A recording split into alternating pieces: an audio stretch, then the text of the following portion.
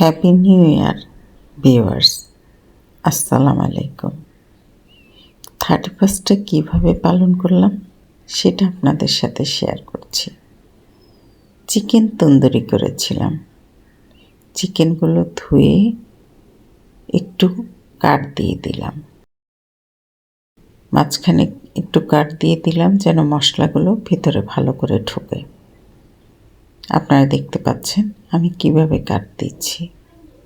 প্রিয় ভিউয়ার্স, নতুন বছরটা নতুন করে শুরু করতে চাই।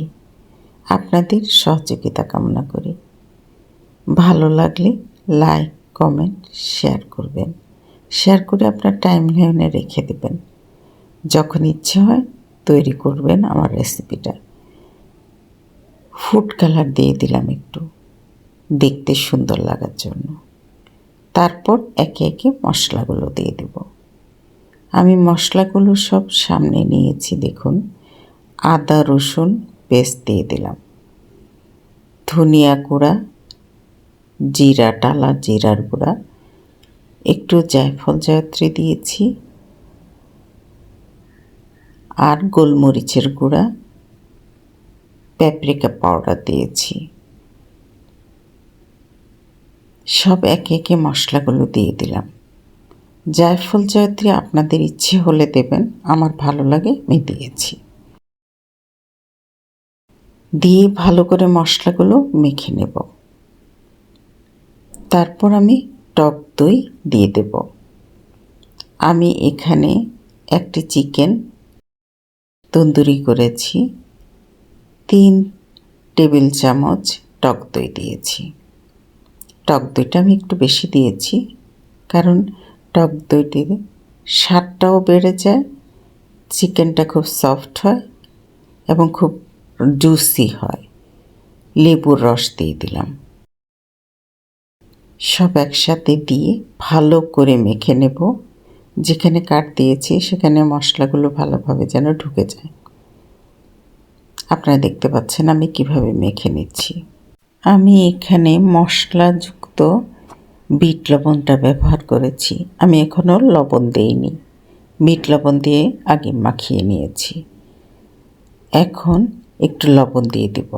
লবণটা দিয়ে ভালো করে ম্যারিনেট করে রেখে দেব 2 ঘন্টা।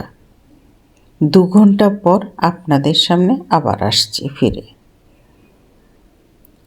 আমি এবার একে একে ম্যারিনেট করে রেখে দিয়ে ভাজার জন্য সব কিছু রেডি করে নেব।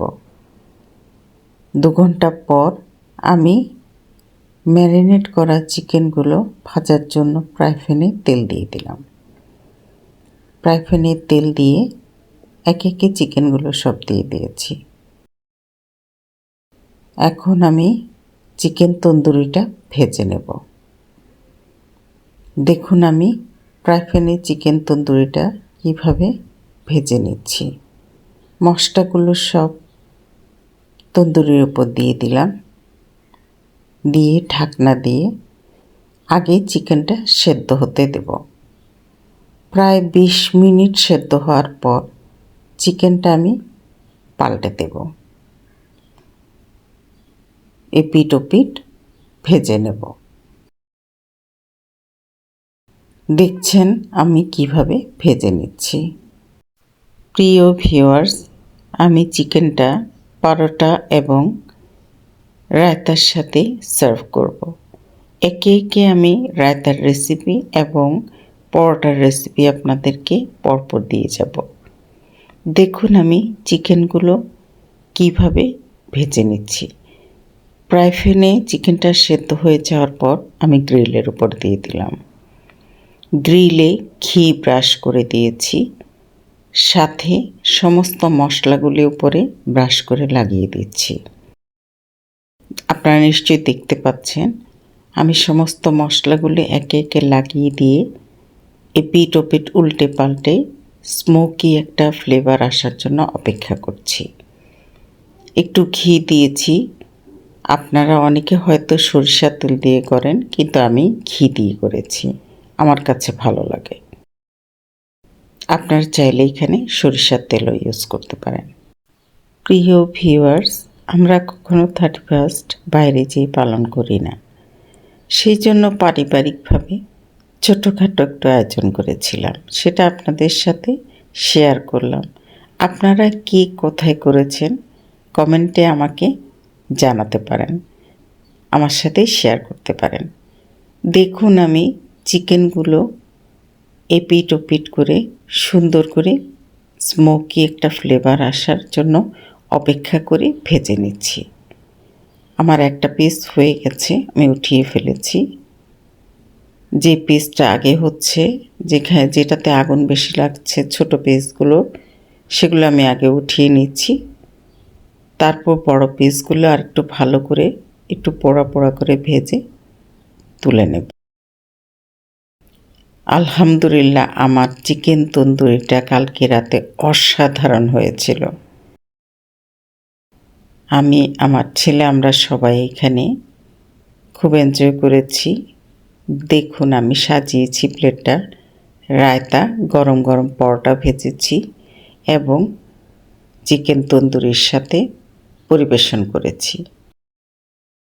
আর সহ্য হচ্ছে না, আমি একটু ছিঁড়ে আপনাদেরকে খেয়ে দেখিয়ে দিলাম। ছেলের জন্য প্লেটটা সাজিয়েছি, ছেলেকে দিয়ে এরপরে আমি আমার নিজের প্লেটে নিলাম। আমরা খুব এনজয় করেছি 31st।